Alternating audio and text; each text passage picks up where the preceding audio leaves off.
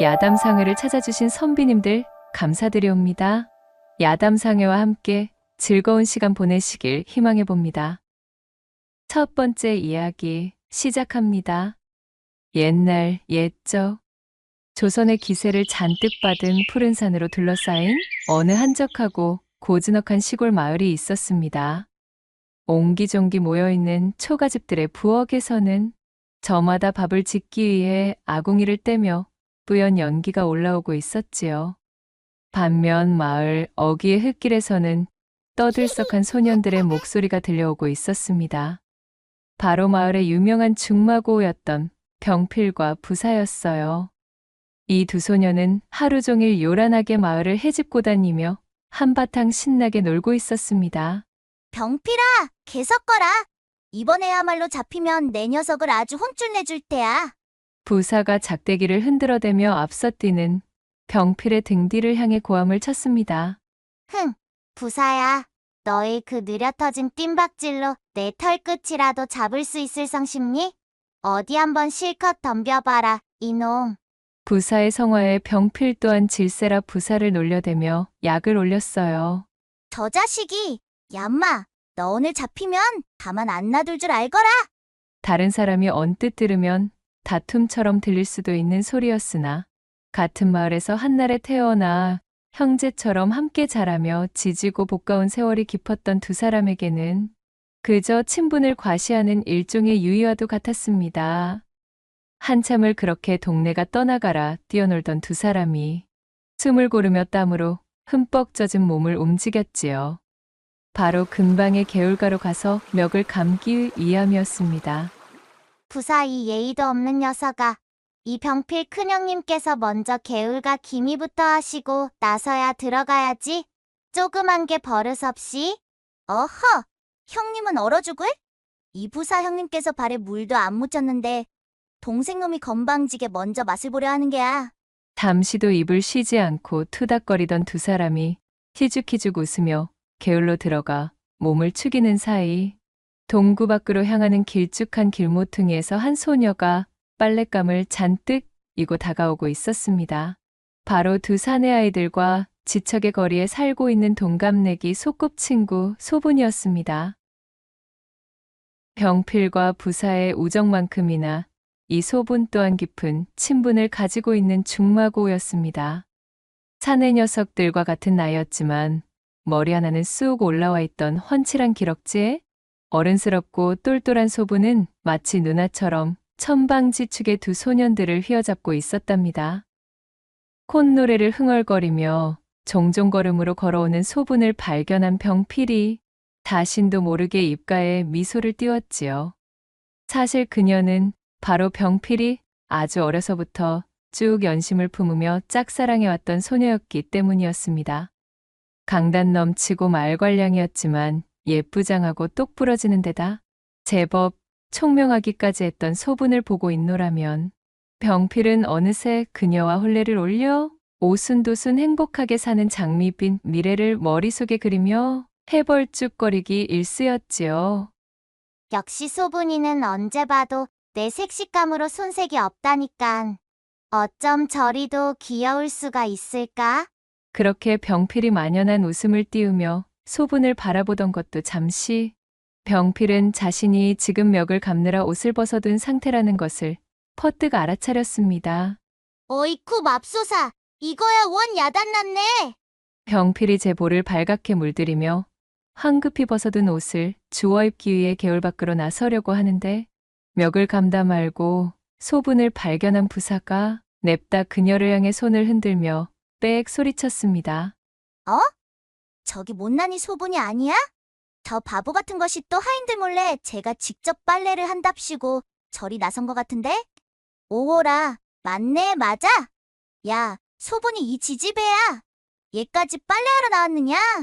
아무것도 모른 채 신이 난 발걸음으로 걸어오던 소분이 부사의 고함 소리에 고개를 들어 그쪽을 향해 눈길을 던졌습니다. 어마마, 저 자식들이.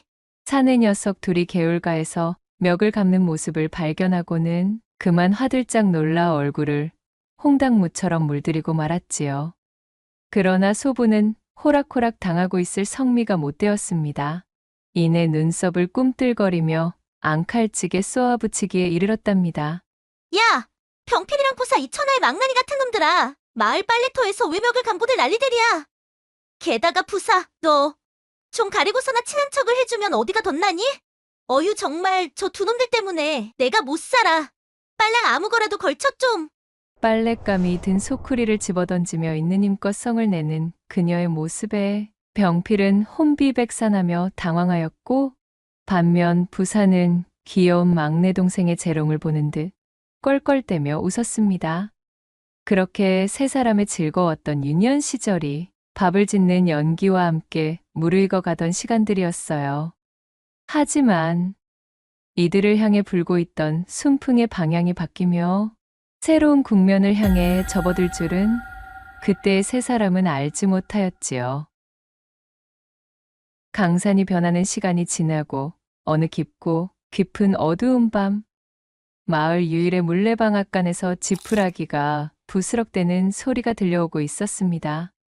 바로 소분이 몸을 움츠리는 소리였어요. 그저 왈가닥 소녀이던 소분은 어느새 어엿한 여인으로 성장했습니다. 눈매는 더욱 짙어지고 콧날과 입술도 존재감을 바짝 과시하여 제법 근사한 처자가 되어 있었습니다. 그렇게 자신도 모르는 사이 어느덧 마을에서 으뜸가는 미색으로 자리매김하여 동네 사내들의 뜨거운 눈길을 받아내기에 이르렀지요. 소분아, 오래 기다렸지? 어머 병필아. 아냐 나도 금방 왔는걸? 조그마한 소년 병필 역시 나이가 훌쩍 차 건실한 청년이 되어 소분의 이름을 부르며 그녀 옆에 다가섰습니다. 두 사람은 서로의 이름을 부르며 자연스럽게 서로를 얼싸안았습니다. 일편단심 소분을 마음에 품고 있던 병필과 왕래하는 시간이 잦아져 어느새 소분 역시도 병필을 조심스레 제 마음에 담아두게 되었지요. 소분은 매사 진지하고 사려 깊은 병필의 듬직함이 참으로 안심이 되는 기분이었습니다. 병필아, 내 얼굴을 볼 수 있으니 나야 좋지만 너 아버님 아시면 어쩌려고? 너 이렇게 밤마다 몰래 빠져나오는 거 들키기라도 하는 날에는 아마 다리몽둥이가 성치 못할걸? 너를 만나러 나오는 것이 죄라 하면 나는 그냥 어떤 벌이라도 달게 받고 말 것이야. 그리고 그러는 소분이 너야말로 아직 혼인도 올리지 않은 처자가 이리 물레방앗간에서 사내랑 그렇고 그런 만남을 가지는 것을 알게 되면 아마 너희 호랑이 같은 어머님께서 너를 곤죽으로 만들어 놓으실걸? 소분의 꾸지람에 병필이 이를 드러내며 웃었고, 그런 병필의 대답이 마음에 들었는지 소분은 복숭아처럼 빛깔 좋게 물드는 자신의 뺨을 두 손으로 가리며 살짝 미소를 지었습니다. 어느덧 두 사람은 누가 먼저랄 것도 없이 물레방앗간 안으로 들어가 사람들의 눈을 피해 알찬 사랑을 나누었지요. 그리고 그들의 사랑을 부엉이 소리가 감추어주는 시간이 짙어질 때 한창 무르익고 있는 물레방앗간을 서글픈 눈으로 바라보고 서 있는 그림자가 있었습니다. 그는 바로 부사, 병필과 중마고우이던 그 소년이었어요. 사실 부사 역시 오래전부터 소분에게 커다란 연정을 가지고 있었습니다. 티가 나지 않도록 장난꾸러기처럼 굴어왔지만 소분을 연모하는 마음만은 누구보다도 진심이었습니다. 그러나 자신을 그저 오랜 소꿉친구로 여길 뿐 결국은 자신의 단짝 친구인 병필에게 마음을 내어주더니 혼인도 올리지 않은 상태로 대담하게도 저리 정을 통하고 있는 것을 본 부사의 가슴은 마치 용암이 끓어넘치는 듯 부글부글 타들어가고 있었습니다. 갈피를 잡지 못한 서운함과 패배감이 부사를 집어삼키는 중이었어요. 이것이 무슨 천지신명의 장난이란 말인가. 하필이면 소꿉친구 여인 하나를 두고 중마고우에게 질투를 느끼며 이리 경쟁을 벌여야 하는 관계가 되다니. 병필은 피를 나누지 않았을 뿐 나와는 형제와도 같은 소중한 친구 아니던가. 이런 마음을 집어먹는 나 자신이 너무도 부끄럽고 면목이 없구나. 부사는 깊은 한숨을 내쉬며 몸을 돌려 물레방앗간을 빠져나와 제 집으로 돌아갔습니다. 병필은 성격이 온화하고 예의가 배어있는 데다 어릴 적부터 신원서판 또한 뛰어났기에 마을 사람들에게 신임을 받고 있는 유망한 청년이었습니다. 부사 역시도 친구인 병필의 됨됨이를 알고 있었기에 소분을 향한 마음이 걷잡을 수 없이 깊어질수록 더더욱 괴로움에 힘겨워하던 중이었습니다. 도련님, 안색이 좋지 않으십니다. 어디 편찮으시기라도 하신지요. 그러던 와중 시름이 깊던 부사의 곁으로 다가온 한 여인이 진심으로 부사를 걱정하며 물었습니다. 그녀의 이름은 미애로 오갈 데 없던 천혜고아를 거두어 부산의 집안에서 일하며 지내게 해준 여종이었습니다. 아니다. 괜찮단다. 걱정하지 말거라. 허나 도련님, 쇳내가 보기에는 이리 밤바람이 매서운데 근심 가득한 얼굴로 반시진째 움직이질 않으시니 그저 너무 걱정이 되옵니다. 미애의 걱정 어린 말에도 부사는 밤하늘만 올려다볼 뿐 대답이 없었습니다. 도련님, 미애는 부사의 집안에 큰 은혜를 입었다는 사실을 늘 가슴에 새기고 있었어요. 그 마음이 무럭무럭 자라 이제는 지나칠 만큼 커졌기에 언제나 제게 따뜻하게 대해준 부사를 향한 이룰 수 없는 마음까지 남몰래 품고 있었지요. 부사를 위해서라면 미애의 충심과 연심은 무슨 짓이든 할 수 있을 지경이었습니다. 그리고 그녀는 제 주인인 부사가 무엇 때문에 이리도 힘겨워하고 있는지를 아주 잘 알고 있었습니다. 자신의 중마고우와 정을 나누고 있는 소분이라는 여인, 바로 그녀 때문이라는 것을 말이지요. 처음 그 사실을 알게 되었을 때 미애는 질투심에 휩싸여 견딜 수가 없었습니다.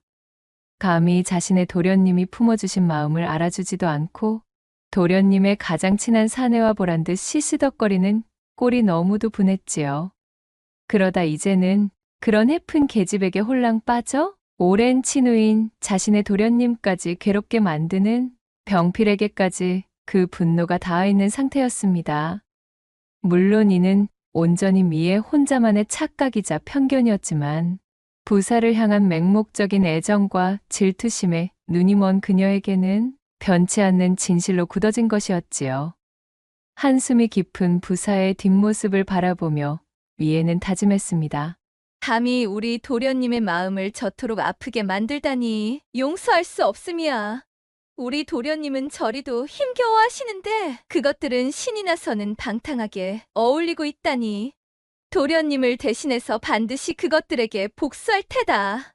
이를 갈며 서슬퍼런 눈빛을 뿜는 미애의 얼굴에서는 휘영청 뜬 밤하늘의 달빛조차도 베어낼 정도의 살기가 맺혀 있었습니다. 그러던 어느 날이었습니다. 이른 아침부터 마을의 선앙당에 사람들이 모여 웅성대고 있었습니다. 이 선앙당은 마을에서 매우 신성시 여기는 장소로 제 아무리 지체 높은 양반 가문이라도 산신과 선앙님의 노여움을 살 수 있다는 두려움 때문에 결단코 함부로 건드리지 않는 곳이었지요. 그런데도 선앙당 입구에 영험한 수령이 높은 신목 주변에 둘러져 있던 금빛 새끼줄과 장신구들이 간밤 감쪽같이 없어지지 않았겠어요. 모여든 사람들의 얼굴엔 불안감이 가득했습니다. 아니 대체 어떤 놈이 이 귀한 것을 겁도 없이 함부로 건드린 것이여? 이러다 신목에 부정이 옮아서는 동티라도 나버리면 마을에 화를 입기 쉽상게 말이여. 아, 그러니까 말이에요. 참말로 이것을 어쩌면 좋을지 모르겠어요. 정말! 사람들은 마을에서 신목으로 극진히 모시고 있던 나무에 둘러놓은 귀중한 금줄이 없어지자 선왕님의 화를 초래하여 마을에 큰 흉사가 닥치게 될까 두려워하였습니다. 그렇게 공포에 잠식된 마을 사람들이 사리분별이 되지 않는 상태로 흉흉한 분위기가 이어지고 있을 때 인파의 틈에서 조용히 입을 다물고 있던 미애가 슬그머니 앞으로 나서 말했지요. 제가 어젯밤 소피를 보러 밖에 나왔다가 선앙당으로 향하는 길목에서 수상한 그림자를 보았던 것도 같아요. 아니 왜야? 미애 이거사 그것이 사실이더냐? 누구냐? 누가 이런 짓을 벌였어? 얼굴을 보기라도 한 것이야. 마을에서 가장 권세가 드높던 박첨지가 녹이 서린 얼굴로 물었습니다. 한양과 개성의 고위관직자들과 거상의 연줄이 닿아 있던 그는 이 작은 마을에서 거의 절대적인 권력을 가지고 있었습니다.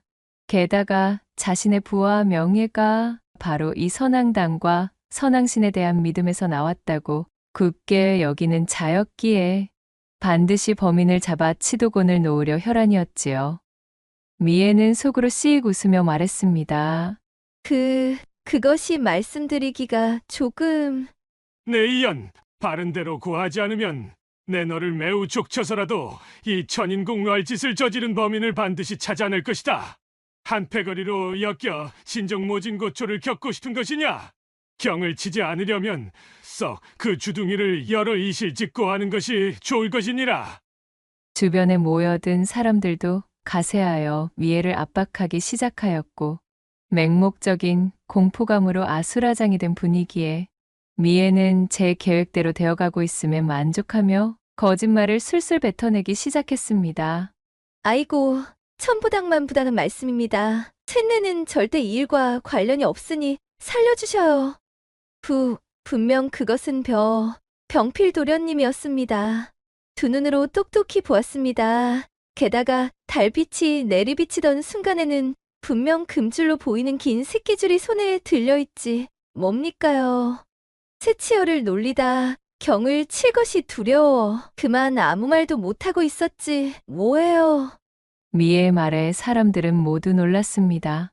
그 성실하고 평판 좋은 병필이 그런 짓을 할 위인으로는 보이지 않았기 때문이지요. 그때 마을의 한량들이 앞으로 나서 입을 놀렸습니다. 그들은 평소 병필을 고깝게 여기던 자들로 미애와는 사전에 이미 약속이 되어 있던 무리였어요. 병필 도련님은 평소에도 이 선앙당을 싫어하셨지요. 전에는 한번 이곳에 불을 지르고 싶다고 중얼거리던 혼잣말을 들었습죠. 맞습니다. 가만히 생각해보니 예전에도 이곳에서 선앙신을 욕보이는 말들을 하면서 돌담을 훼손하는 걸 본 적이 있는 것도 같습니다요. 추가로 등장한 증인들까지 가세하자 박첨지와 마을 사람들의 눈에서는 분노가 가득했습니다. 유망하고 인품이 올곧은 청년인 줄 알았더니 뒤로는 감히 이런 몹쓸 짓을 하고 다니는 놈이겼다. 여봐라, 당장 병필과 그 집안을 뒤집어야겠으니 어서 채비하거라. 사실 확인을 할 겨를도 없이 박참판과 그 수하들이 병필의 집으로 들이닥칠 기세였지요. 미애는 씩 웃으며 그곳을 빠져나와 자신이 세운 계획의 제이막을 준비하기 시작했습니다. 병필은 일사천리로 들이닥친 박참판과 일행들에 의해 즉시 사로잡혔습니다. 대체 이게 무슨 일입니까? 왜들 이러시는 거예요?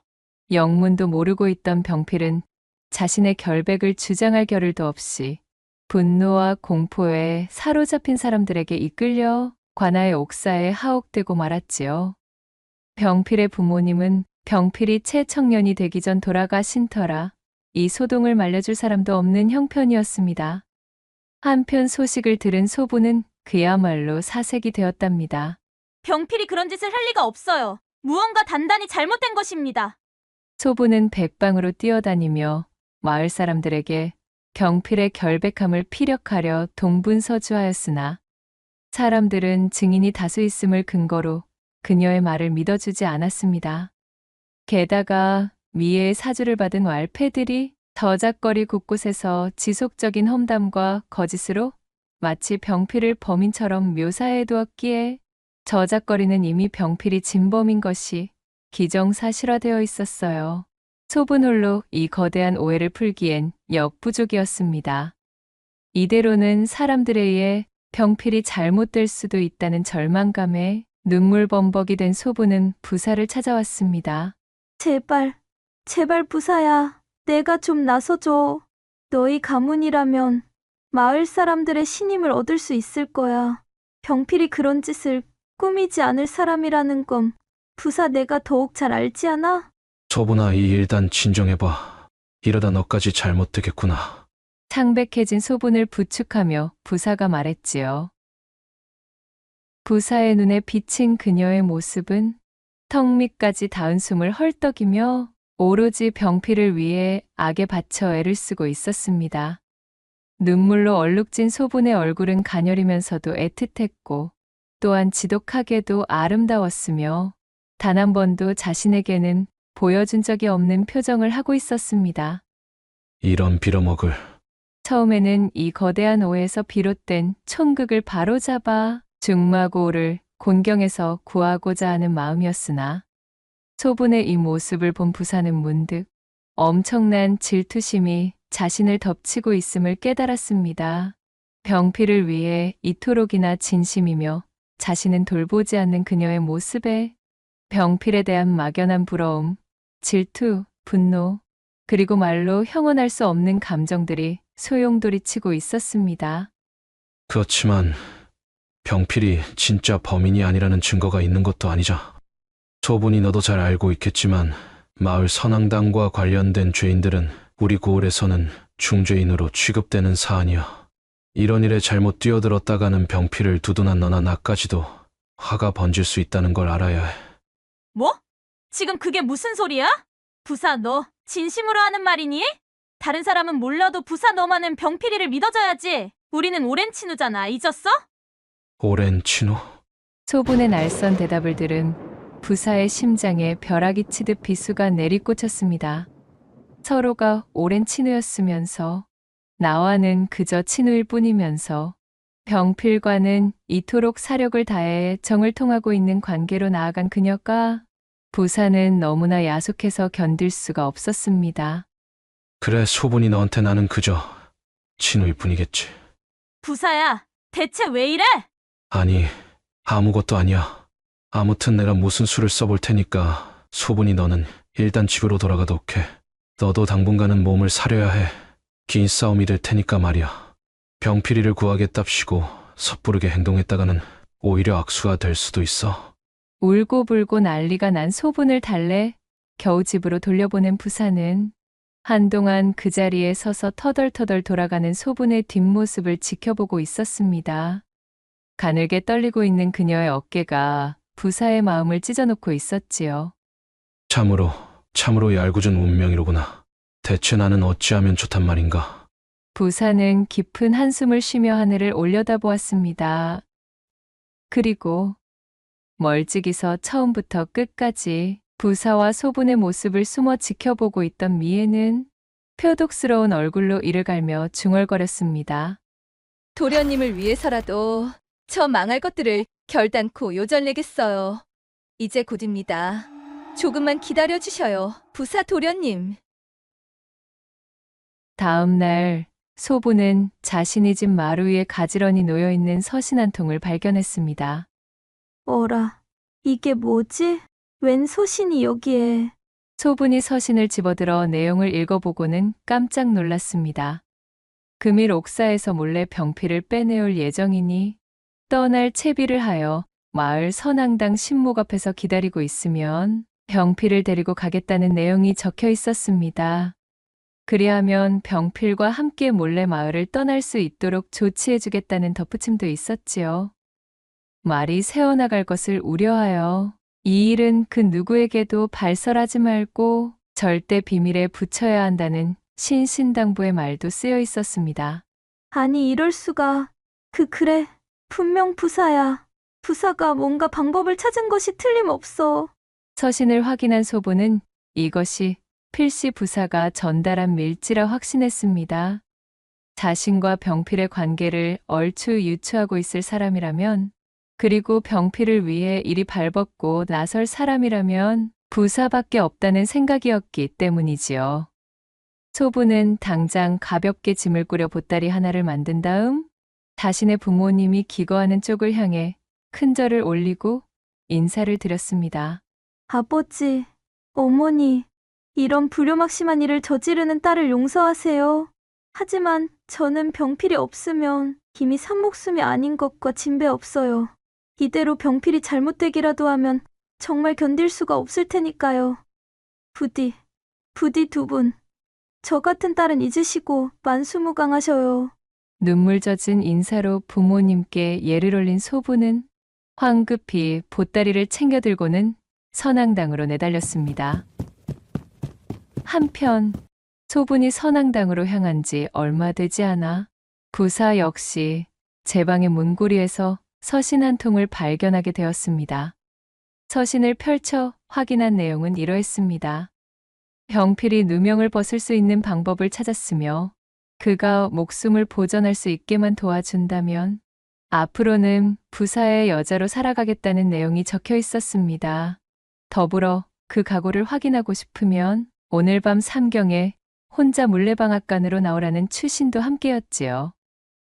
설마 소분이 내 마음을 드디어 눈치챈 것인가? 근데 어쩌자고 이런 서신을 보내온 겐가? 이 녀석 조용히 집에서 기다리고 있어 이렇거늘 대체 무슨 생각을 하고 있는 거야? 서신을 보낸 사람이 분명 소분이라 여긴 부사는 그 길로 불이 나게 소분의 집으로 달려갔습니다. 허나 그녀는 이미 익명의 서신을 받고 선앙당으로 향한 이유였지요. 소분이 집에 없음을 확인한 부사는 그녀가 서신의 내용대로 물레방앗간을 향해 있으리라 멋대로 짐작했습니다. 역시 부재라는 것은 필시 지금쯤 물레방앗간으로 향해 있겠구나. 그렇다면 내게 이 서신을 남긴 사람은 소분이 확실하군. 그 길로 집으로 돌아온 부사는 긴장과 설렘, 그리고 막연한 걱정 때문에 초조하게 시간을 보냈습니다. 약속된 3경의 시각, 달빛도 구름에 가린 어둠을 뚫고 부사는 황급히 물레방앗간으로 향했습니다. 그의 심장은 그 어느 때보다도 요동을 치고 있었어요. 문을 열고 들어서자 실내 역시 쾌쾌한 먼지 냄새와 어둠으로 가득 차 있었지요. 소분아, 나야, 부사. 너 여기에 있는 거 맞지? 부사가 소분의 이름을 부르짖음과 동시에 손으로 더듬어가며 안으로 들어서는데 그의 손목을 부드럽게 잡아채는 손길이 느껴졌지요. 여인의 소나기가 느껴진 부사가 반갑게 소분의 이름을 부르려는 찰나였습니다. 소분, 그 순간 부사의 입술을 빠르게 덮치며 여인의 그림자가 그에게 매달려왔고 품 한가득 여인의 형체를 껴안은 형국의 부사는 그대로 집더미 위로 쓰러지고 말았습니다. 소분아, 잠깐만. 내 말부터 좀 들어봐. 이러면 부사가 제품에 매달린 그림자를 떼어내며 외쳤으나 그럴수록 그림자는 더욱 부사의 품 안을 파고들며 그를 완강히 껴안고는 입맞춤을 해댔습니다. 꿈에 그리던 소분을 제품에 안게 되었다. 여긴 부사는 머릿속이 너무나도 어지러웠지요. 더 이상 이성을 유지할 여유도 이유도 그에겐 남아있지 않았습니다. 부사는 그대로 제품 안에 파묻혀 있는 그림자를 와락 껴안으며 그간 품어온 연심을 마치 활화산이 폭발하는 듯한 모양새로 그렇게 무아지경의 사랑을 나누기 시작했습니다. 소분아, 나는 정말이지 이날만을 기다려왔단다. 줄곧 너를 내 마음속에 품고 있었어. 부사의 기쁨 어린 목소리에 여인의 그림자는 응답이라도 하듯 밀착하여 그의 사랑을 받아들였지요. 반면 마을의 선앙당 신목 앞에서는 숨을 헐떡이며 주변을 두리번거리는 여인이 있었으니 바로 소분이었습니다. 그녀는 바짝 긴장한 얼굴이 되어서는 서신의 내용대로 병필을 구출한 부사가 오기만을 기다리고 있었지요. 이윽고 저만치의 수풀에서 바스락거리는 인기척이 들려왔고 소리를 들은 소분이 반갑게 몸을 돌리며 외쳤습니다. 부사야? 부사니? 병필이는 어떻게? 그러나 반가움에 잔뜩 커진 소분의 동공을 보기 좋게 비웃기라도 하듯 그녀의 앞에 나타난 것은 병필도 부사도 아니었습니다. 바로 미애의 사주를 받아 지금까지 물밑에서 움직이던 왈패 무리들이었지요. 엄마, 진짜네? 미애 그 계집애 말 맞다나? 참말로 이 으슥한 선앙당의 겁도 없이 혼자서 나와 있구먼. 미애 그 천하의 독종이 그래도 대굴박 하나는 기똥차게 굴린다 이 말이지? 이게 도대체 웬 떡이여? 당연히 이 시간만을 기다리며 그동안 미의 그곳에 말 같지도 않은 귀찮은 부탁들을 잠자코 들어주고 있었던 것인데 안 나와 있으면 얼마나 서운할 뻔했어. 어차피 저 계집이 여기서 자취를 감춘들 지금 옥에 갇혀있는 병필이 놈과 엮일 것이 두려워 마을에서 도망친 것으로 이야기를 짜맞추면 되는 것이라고 미애가 그러지 않았는가? 그 말인즉슨 소분이 저 계집은 오늘 우리의 마음대로 요리해도 무방하다는 소리지. 그랬습니다. 이는 모두 미애가 꾸민 계략이었습니다. 소분에게 보낸 서신은 부사가 아닌 미애가 보낸 것이었지요. 소분이라면 병필을 구하겠다는 일념 하나에 눈이 멀어 반드시 이 서신의 내용대로 혼자 움직일 것이라는 미애의 예상은 그대로 적중했어요. 이 사실을 까마득하게 몰랐던 소분은 다급한 마음에 앞뒤 확인할 생각도 없이 홀로 선앙당 앞으로 나온 것이었습니다. 왜들 이러셔요? 그 이상 다가오면 소리를 지르겠어요. 창백해진 소분이 핏기 가신 얼굴로 뒷걸음치며 그들을 향해 외쳤으나 오히려 왈패들을 자극할 뿐이었습니다. 어디 한번 질러보라지. 야심한 삼경에 아무도 찾지 않는 이런 외진 선앙당까지 제 발로 찾아와 놓고 저리도 아둔할 수가. 사내들은 흉흉한 웃음을 띠며 소분에게 다가섰습니다. 키득거리며 재빨리 다가선 왈패들은 그 길로 소분의 입을 틀어막고는 신목 뒤로 끌고 갔습니다.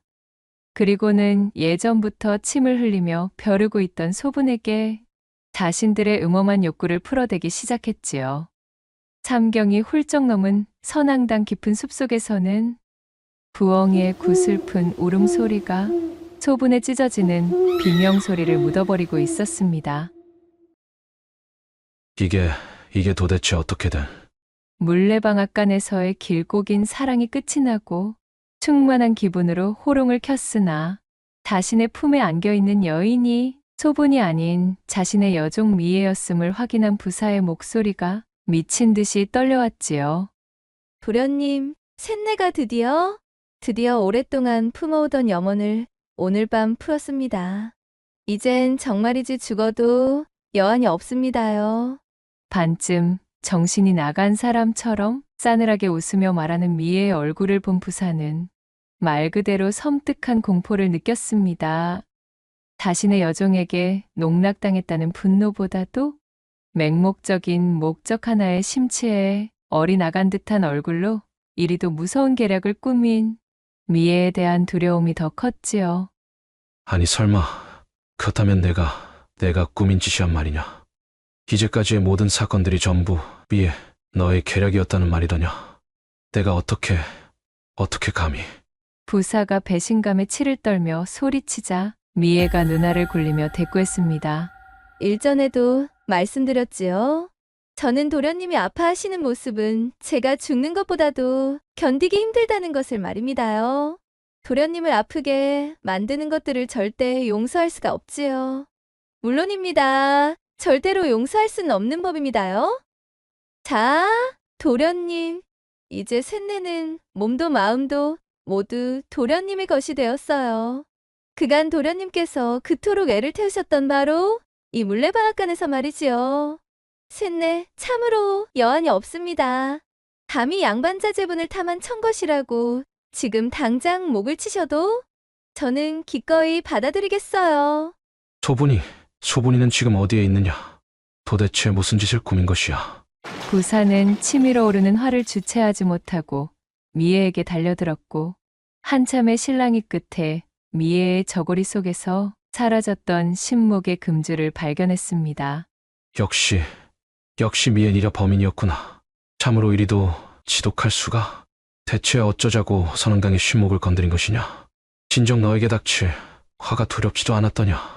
도련님을 제품으로 안을 수 있었는데 그까지 처가 무엇이 두렵겠어요. 자, 도련님. 이제 도련님의 마음을 아프게 한 그 잡것들은 싹 잊고 저와 함께 새로운 삶을 꾸려나가요. 저라면 도련님이 원하시는 것은 그 어떤 것이라도 따를 준비가 되어 있어요. 셋내는 도련님만의 것이어요. 자, 어서요. 초점 잃은 눈동자로 두 팔을 벌리며 부사를 향해 외치는 미애의 모습에 부사는 그만 새파랗게 질려 혀를 내두르고 말았습니다. 그는 몸을 일으켜 물레방앗간을 나서며 소리쳤지요. 당장 소분이 어디 있는지 고하지 않으면 나는 이 자리에서 혀를 깨물어 버릴 것이야. 그러니 어서 말하거라. 소분은 어디에 있느냐? 이렇게는 아니 된다. 이것은 일어나서는 아니 되는 일이었단 말이다. 정신을 차리거라, 미애야.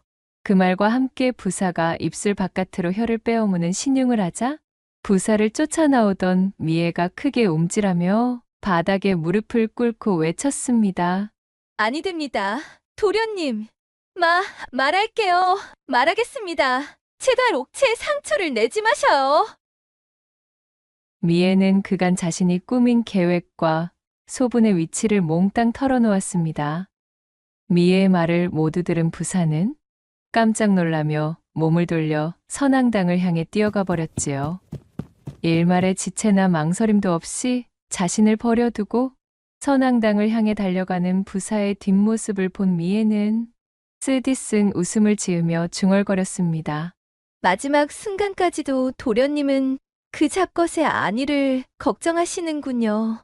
허나 도련님은 오롯이 제가 먼저 품게 되었으니 이것으로 도련님은 영원히 저의 것이 되었습니다. 쇳내는 그것으로 모든 목적을 이루었어요. 앞으로도 쇳내는 영원히 도련님의 곁에 남아있겠어요. 차갑게 웃음을 뱉은 미애는 품속에 있던 금주를 꺼내들고는 물레방앗간의 대들보를 올려다보았습니다. 잠시 후 물레방앗간에서는 둔탁한 소리가 들려왔고 이후로 미애의 인기척은 들리지 않았습니다. 한편 부사는 선앙당으로 향하는 길목에 서서 때마침 마주친 마을의 술라대원에게 간략히 사정을 설명했습니다. 지금까지 일어난 마을의 사건에 관한 내막과 진범, 그리고 현재 선앙당에서 큰 화를 입었을지도 모르는 소분에 대한 이야기를 전해주었습니다. 자신이 선앙당으로 향하는 동안 관아의 일을 알려 관졸들과 함께 와달라 부탁한 부사는 정신없이 내달려 선앙당으로 향했지요. 제발 무사히만 있어다오. 부사는 한때나마 그릇된 마음을 품어 미애에게 속아 욕심을 부린 것으로 인해 소분에게 화가 미칠 것이 견딜 수 없이 두려웠지요. 그는 달리는 동안에도 소분이 무사하기만을 빌고 또 빌었습니다. 이윽고 선앙당의 신목 앞까지 도착한 부사가 턱 밑까지 차오른 숨을 거칠게 몰아쉬며 정신없이 소분의 이름을 불러대었습니다. 소분아, 어디에 있느냐? 소분아. 자신의 부름에도 아무런 대답도 없이 쥐죽은 듯 고요하기만 한 숲속의 스산함이 부사의 심장을 옥죄어오고 있었습니다. 그렇게 신목 뒤를 돌아서려는 바로 그때 맙소사, 이게 어찌된 일인가요? 하마터면 부사는 너무 놀라 까무러칠 뻔하였습니다. 신목의 굵은 나뭇가지들이 마치 촉수처럼 수풀을 향해 뻗어나와 있었고 나뭇가지 끝에는 소분을 헤아려던 왈패 두 사람이 마치 그물에 걸린 물고기처럼 온몸이 나뭇가지에 엮여 혀를 길게 빼물고 싸늘한 주검이 되어 있었던 것이지요. 괴이하고 흉측하기 이를 데 없는 현장의 모습에 부사는 엉덩방아를 찍고 말았고 그러다 문득 저 앞에서 정신을 잃은 채 쓰러져 있는 소분을 발견하였지요. 소분아. 부사가 기어가다시피 소분을 들쳐안으며 외쳤고 잠시 후 소분은 가늘게 눈을 뜨며 정신을 차렸습니다. 그녀의 얼굴은 창백하게 질려 있었지요. 부사야. 대체 이게 어찌된... 부사가 소분을 안아들며 그녀의 상태를 살펴보자 옷매무새가 조금 흐트러지긴 했지만 상처난 곳이나 험하게 다뤄진 모습은 보이질 않았습니다. 소분아, 괜찮니? 다친 곳은 아무 일도 없었던 게야? 분명 큰일을 당할 뻔하였는데 그 순간 신목이... 소분은 어지러워하면서도 몸을 일으켜 신목을 가리켰고 그 순간 신목의 주변에는 스산하고도 섬뜩한 바람이 신목과 선앙당을 휩쓸며 지나갔지요. 선앙당의 부정한 일을 저질러서 그만 신목에게 화를 당한 거야.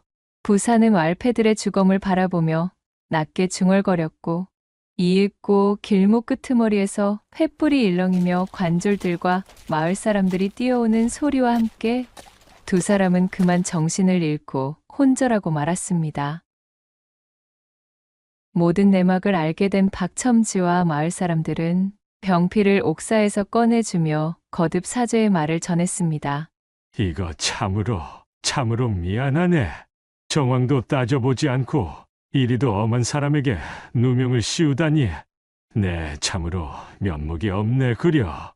약수 하나만 사죄의 의미로 앞으로 자네들의 미래에 필요한 자금과 여타 지원을 내 결단코 아끼지 않음세. 박첨지와 주민들은 진심으로 사과의 뜻을 내비쳤고, 다시 만나게 된 병필과 소부는 서로를 힘껏 껴안으며 뜨거운 기쁨의 눈물을 흘렸지요.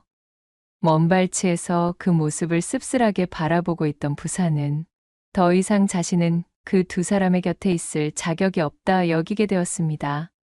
삿된 마음으로 소분을 품으려던 사실, 그리고 중마고우의 곤경에 눈을 감으려 했던 사실, 제가 데리고 있던 여종의 모함으로 두 사람에게 큰 고초를 겪게 했다는 사실까지, 그 모든 것들이 부사를 고통스럽게 했습니다. 부디 행복하길 바란다. 병필아 그리고 소분아. 부사는 병필과 소분의 진심 어린 행복을 빌며 그 길로 출가를 하여 속세를 등지고 깊은 산속의 암자로 들어가 승려의 길을 걷게 되었습니다. 병필과 소분은 다사다난했던 마을과 사람들에게서 벗어나 박첨지가 지원해준 금전과 인맥을 이용하여 강원도의 깊은 산골 외딴 곳에 새로운 터전을 잡고는 그곳에서 조촐하게 혼례를 올리고 서로를 위하며 조용히 살아갔지요. 한편 미애가 눈을 감았던 물레방앗간에는 꽃잎이 아주 새빨간 들꽃이 하나 피어올랐는데, 아주 먼 훗날 속세를 등진 부사가 눈을 감을 무렵 그가 지내던 암자에는 이 들꽃과 똑 닮은 꽃들이 암자의 주변을 붉게 물들여 수놓았다고 전해지며, 그 뿌리가 참으로 깊고 깊어 어지간한 장정들이 뿌리를 뽑으려 해도 쉽지가 않았기에 사람들은 이 새빨간 꽃을 두고 혈루아라 불렀다는 후문이 옵니다. 두 번째 이야기 시작합니다. 옛날 옛적 조선시대의 한 작은 산촌 마을이었던 병리골에서 길을 지나가고 있는 웬 선비 하나를 두고 고을 생원 두 명이 신바람 나게 수군거리고 있었습니다. 어이구, 저것이 누구신가? 우리 마을에서 가장 유명한 총각 백면 선생께서 이리도 오래간만에 행차를 하셨구만 그래. 오라! 저치가 바로 그 유명한 백면서생 협택이로구만. 기생 오라비가 따로 없을 정도로 허물거나니 거 참으로 곱구만 고아. 저리도 고아 마음에 차는 여자가 없으니 아직도 총각인가? 그들의 목소리에는 누가 봐도 아기가 가득한 조롱이 숨어 있었지요. 주거니 받거니 흥이 오른 그들의 대화는 점점 그 정도가 심해지고 있었습니다. 예끼, 이 사람 건웅이 지나치지 않은가? 하지만 말이야, 바른 말이지. 사실은 나도 궁금하기는 하다네. 사지가 멀쩡한 사내가 그래 저 나이를 먹도록 아직도 총각이라니 말이야. 우리가 모르는 어디 한 군데가 고장나 있는 게 아닌가 하는 의심이 든단 말일세. 이런 싱거운 사람을 보게나. 허나 말이 나왔으니 말인데 어디 그뿐이겠는가? 벌써 6번째인가 7번째인가? 과거에 연달아 낙방하고 있다지 아마? 허참 글쎄, 그렇다는구먼. 사시사철 손에 책만 붙들고 놓지를 않는다는데 허이거야 원. 참으로 희한하기가 그지없는 일일세 그려. 으아하, 어허, 이 사람 거 지나가는 백면서생이 듣겠네 그려. 그런데 따지고 보면 사실 저 정도라 한다 하면 허심탄회하게 말해서 벼슬길엔 영 재능이 없는 것이 아니던가? 하늘조차도 저자의 벼슬을 원치 않는다고 보는 것이 타당하겠지. 이렇듯 두 사람이 배를 잡고 깔깔거리며 놀리는 상대는 다름 아닌 바로 이 병리골에서 두 가지로 유명세를 가진 선비 협택을 향한 험담이었지요.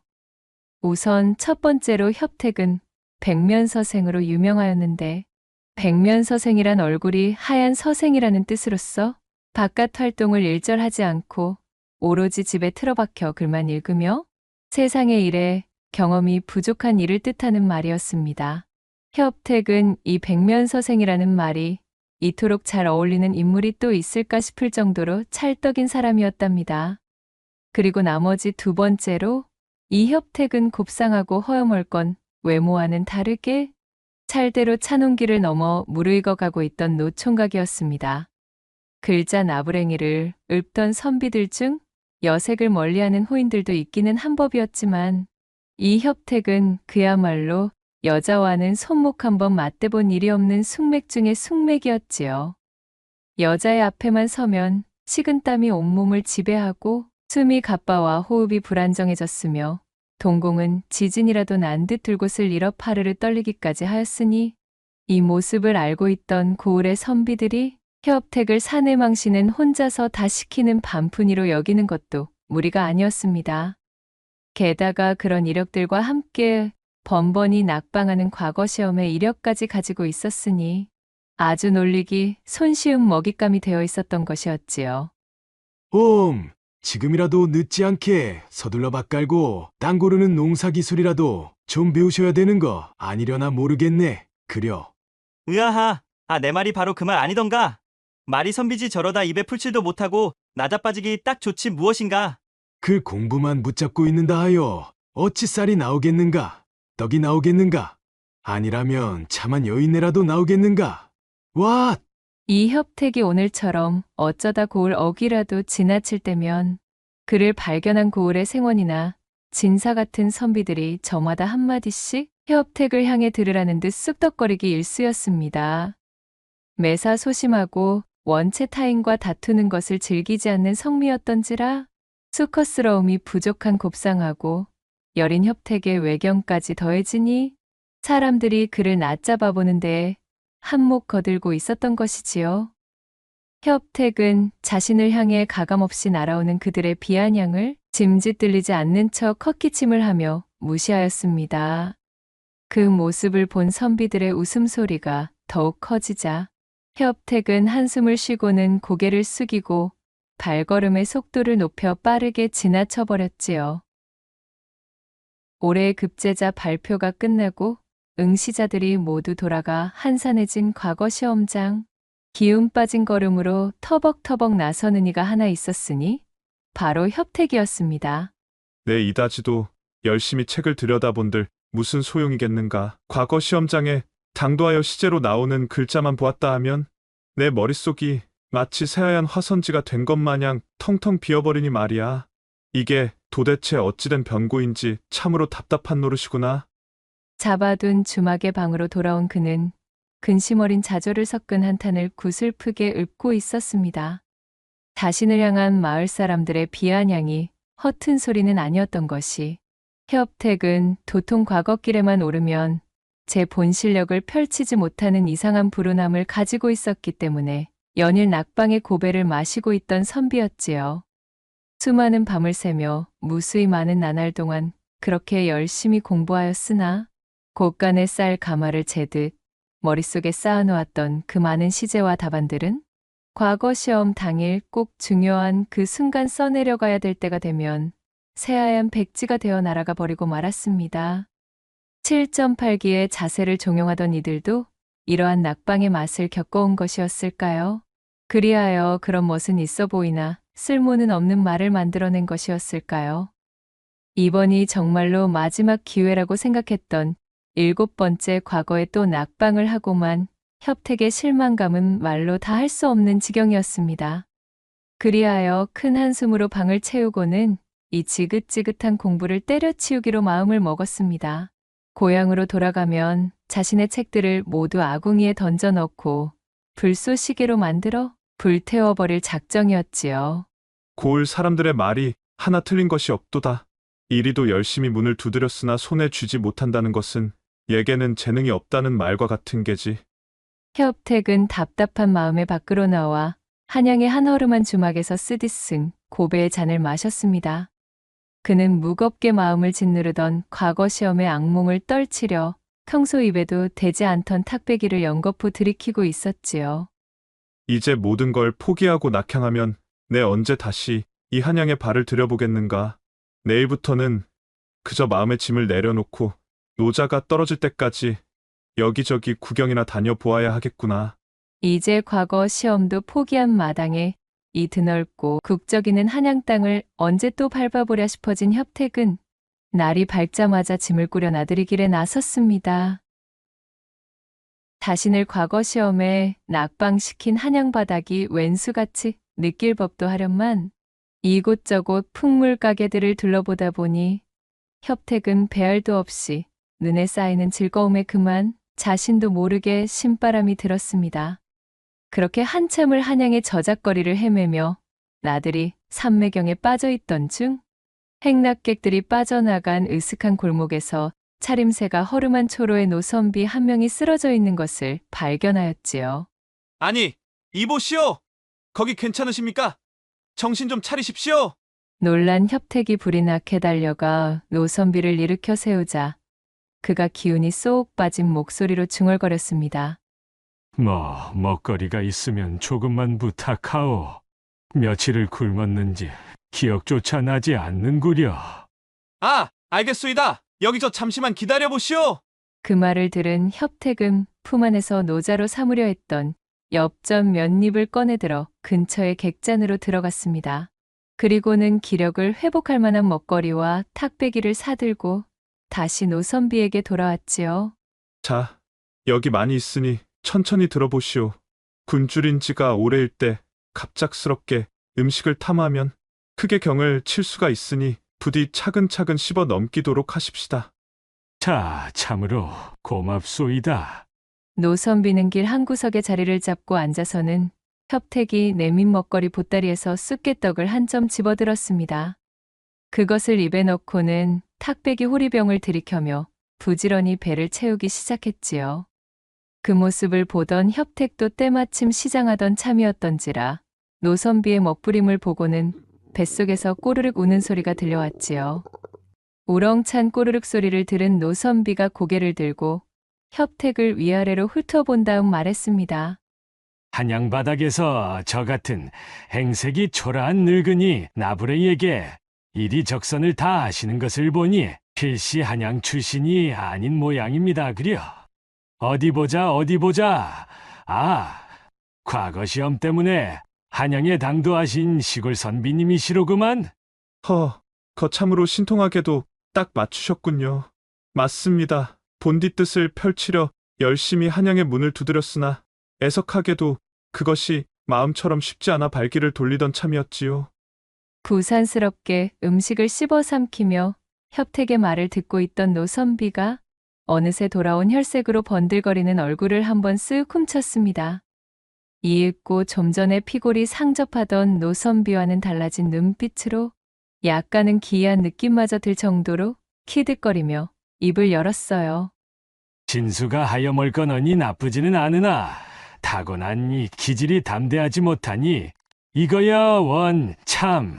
아마도 선비님께서는 운때의 혈이 제때 돌리지 아니하여 지금까지 재미를 보지 못하신 듯합니다요. 모르긴 몰라도 선비님은 지금 여인의 품이라고는 겪어본 적 없는 노총각 일개로구먼요. 맞습니까?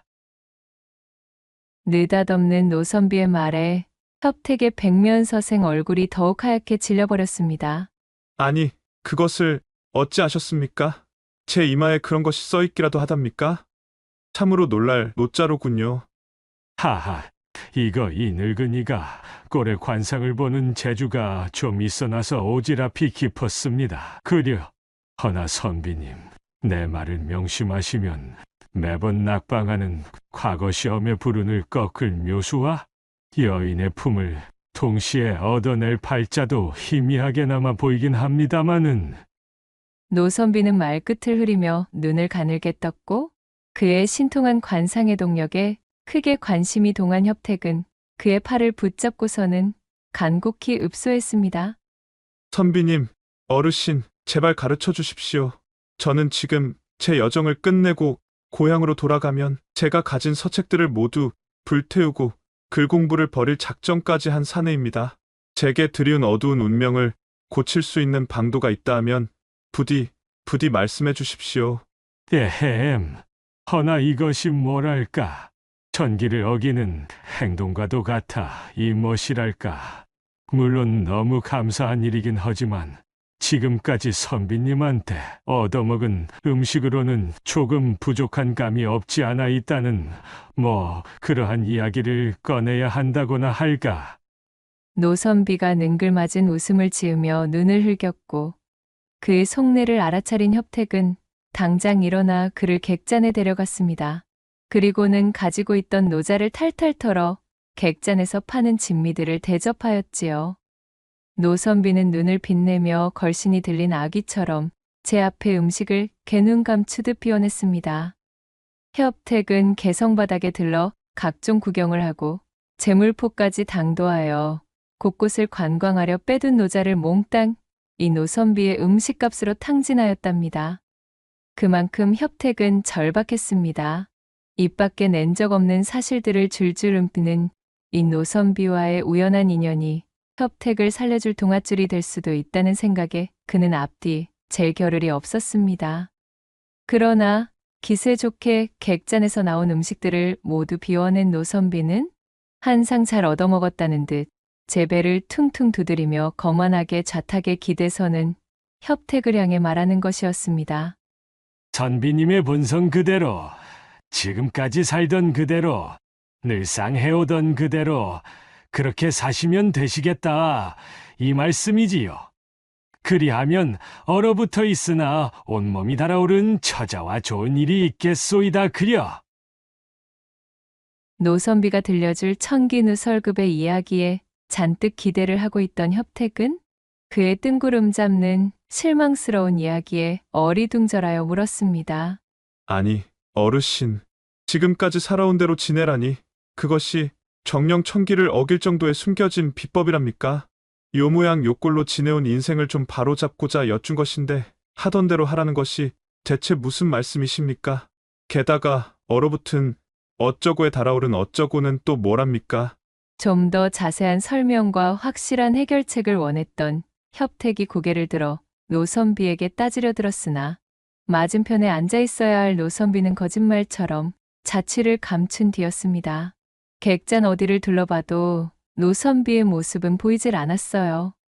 협택은 제가 가진 노자를 모두 털어 노선비에게 값비싼 먹거리들을 접대하였음에도 손에 쥔 결과 없이 그저 한양서 눈뜨고 코를 베었다는 생각에 허탈하여 쓴웃음을 터뜨리고 말았지요. 헛, 나원 이거야. 신통한 관상쟁이인 줄 알았더니 시골 선비 뒤통수를 후려먹는 무전취식 사기꾼이었단 말이던가. 하다하다 이제는 허름한 노선비조차도 나의 이타심과 착한 심성을 이용해 먹는구나. 아니지. 요즘 같은 세상에 남을 위해 어질게 굴고 있는 나 자신이 오히려 바보 같은 사람일지도 모르겠군. 아주 좋은 공부를 했다 손치고 비싼 학창료를 지불하였다 여기고 말아야겠구나. 한양바닥은 역시 무서운 곳이야. 그렇게 협택은 애잔함이 묻어나오는 몸짓으로 한숨을 흘렸습니다. 이윽고 객잔에서 몸을 일으켜 굶주린 배를 움켜쥔 협택이 노신사가 남긴 탁배기가 든 호리병을 챙겨 들고 천천히 객잔에서 걸어 나오자 날씨는 어느새 가벼운 눈발이 날리고 있었습니다. 그 좋다는 단양팔경 구경의리에 꼬깃꼬깃 아껴두었던 노자가 노선비의 입속으로 들어간 음식값으로 모두 동인하고 더는 한양에서 체류할 여비가 없었던 협택은 할 수 없이 고향 땅을 향해 발걸음을 옮기며 옷깃을 여몄습니다. 그렇게 중령까지 당도하여 고개를 넘으려는데 축 처진 협택의 어깨 위로 굵은 눈발이 떨어지기 시작했지요. 그새 더욱 거세진 눈발이 휘날리더니만 이내 묵직한 폭설로 변해버렸습니다. 이거 큰일이로구만. 날씨가 이리도 거세질 줄이야. 내딛는 발길에는 눈이 허리춤까지 푹푹 들어갔고 협택의 시야는 혼탁한 눈발 때문에 앞이 분간되지 않을 지경이었습니다. 점점 기온도 큰 폭으로 떨어지는 데다 초행이던 길마저 잃어 몸을 가누지 못하니 무서운 추위와 허기가 협택을 짓누르고 있었어요. 갈수록 태산이로구나. 처량하다는 말조차 아까울 정도로 공공하기가 이루 말할 수가 없군. 이대로 체온을 잃었다가는 비명행사가 눈앞이겠구만. 참으로 과거에 낙방한 백면서생의 말로 답겠구먼. 그래. 그는 주막을 나설 때 조금 얻어왔던 표주박에 담아놓은 약주를 꺼내 들고는 벌컥벌컥 들이켰습니다. 어이구, 빈속에 들어간 약주가 몸 전체에 퍼지자 협택은 걸음을 옮기기 힘들 정도로 정신이 아득해져만 갔습니다. 몽롱한 발걸음을 놀려 길 닿는 대로 걸어대기를 반 시즌쯤 지났을까요? 협택은 더 이상 눈발이 날리는 겨울의 고개를 넘을 수 있는 상황이 아니었습니다. 몽땅 소진한 체력과 얼큰하게 달아오른 술기운, 그리고 하는 것마다 풀리지 않는 자신의 신세까지 될 대로 되라는 식의 마음이 협택을 지배하고 있었지요. 이윽고 온몸이 공중에 붕 뜨는 듯한 느낌을 받으며 아련해지는 정신줄마저 끊겨 그는 그대로 눈밭 한가운데 쓰러져 까무러치고 말았습니다. 이곳은 어디인고? 깨질 듯한 숙취와 혼미함에 얼굴을 찌푸리던 협택이 눈을 뜨고 정신을 차렸을 때 낯선 방 안에서 따뜻한 온기가 느껴졌습니다. 그가 정신을 차리며 몸을 일으키려는데 자신의 눈앞에 얼핏 비치는 새하얀 소복 차림의 한 처자를 발견했지요. 맨정신의 협택이었다면 처자를 상대로 말 한마디 제대로 꺼내기도 힘들었겠지만 지금의 그는 몽롱함에 제정신이 아니었습니다. 이보시오. 당신이 나를 구제한 것이오? 참으로 감사하기 그지없는 일이구려. 정말이지. 그대가 아니었으면 이 엄동설 안에서 영락없이 통장이 될 뻔하였거늘. 밀려오는 두통을 애써 참으며 협택이 처자를 향해 감사를 표했습니다. 하지만 의뢰 처자 쪽에서 들려와야 할 겸양의 인사 같은 것은 일절 없었습니다. 숨소리 하나 들리지 않는 스산한 정막만이 협택을 맞이할 뿐이었어요. 이를 이상하게 여긴 협택이 고개를 들어 처자를 바라보았습니다. 그녀는 핏기 하나 없이 새하얀 피부에 이승의 사람인지 저승의 사람인지도 구분할 수 없을 정도로 기가 막힌 몽롱한 기운을 뿜고 있는 것이었습니다. 저기, 이보시오. 뭐라 대꾸를 좀 해주지 않으시겠소? 그리 섬뜩하게 입을 닫고 계시니 내가 꼭 망자와 이야기하는 사람 같구려. 주변에는 아릿하게 퍼진 향내음이 협택의 코를 간지럽히고 있었지요. 그 와중에도 여전히 아무런 반응도 없는 처자의 낯빛을 읽으려니 어쩐지 온몸의 기운이 빠진 듯한 감각에 제 뜻대로 움직여지지 않는 것이 허우적대며 물속을 거니는 느낌이 든 협택은 의아한 기분으로 생각했습니다. 기이하도다. 이것이 꿈인가, 생시인가. 어쩌면 나는 벌써 죽어 나자빠져 저승의 문턱을 밟은 것일지도 모를 일이구나.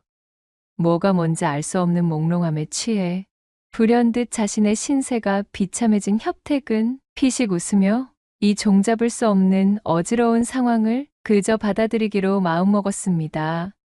바로 그때였어요. 줄곧 아무런 말도 없던 처자가 협택의 곁으로 다가오며 그의 가슴팍에 자신의 손을 척 얹는 것이 아니겠어요. 그리고는 어루만지듯이 손을 움직여 협택의 몸을 훑어나가는 것이었습니다. 처자의 손길을 받아내던 협택은 고개를 끄덕이며 생각했습니다. 자신 같은 비루한 숙맥의 백면서생에게 이리도 저돌적인 행동을 취할 처자가 있을 리 없고, 그리하여 이것은 한바탕 기이한 꿈속의 일부일 것이라고 말이지요. 이보시오, 처자. 나는 이제 모르겠소이다. 이것이 꿈이든 생시이든 이승이든 저승이든 고배만 마셔온 내 인생이 그저 우습기에 한 번쯤은 내 마음대로 해볼 작정이오. 내 목숨을 구해주셨으니 기왕 구해주신 김에 조금만 더 적선하는 셈 치시고 이 못난 놈의 이판사판을 받아주시구려. 그렇게 현실이 아니라는 확신의 용기를 잔뜩 얻은 협택은 방 안 가득 깔려있는 진한 향내음을 크게 한번 들이켰습니다. 그리고는 방 한쪽에 어슴풀에 켜져 있던 송화를 끄고 처자의 곁으로 다가섰지요. 그리하여 비몽사몽 간에 사랑을 나누게 된 협택. 한참이나 실랑이를 벌이며 얼렁뚱땅 일을 치르고 있는데 무언가 이상해도 단단히 이상했습니다. 그것 참. 이것이 무슨 조화인지.